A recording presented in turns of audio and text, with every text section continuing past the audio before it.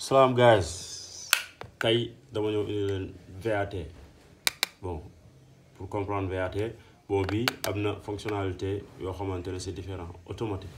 Amul looy régler, amul bës gauche, bës droite, bës gauche, bës droite. Am na continuité moo nekk nii, insigne baa ngi nii, volt mu ngi nii, DC, AC yëpp c'est automatique. Donc léegi, ce qui veut dire que sooy tester continuité, laalal teel ñaari buu yi rek.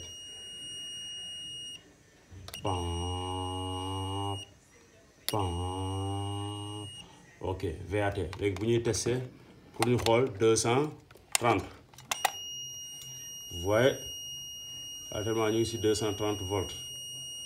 Ok, vous voyez, gis ngeen am na 12, am na 24, 50 yii nii ay kii la ay courant continu la. Ok, mu am 120 bu États-Unis bi, 230 bi, ok, 400 ba 750. Donc léegi ñu def ñu absence de tension bi ñu xool fan la ñuy repérer suñu phase.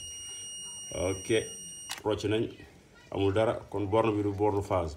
Donc boo bëggee xam borne phase gis nga jarul nga xëy laal comme yeneen VAT yi quoi, xam ne da ngay laal fii pour xool, jaru ko da ngay def nii rek.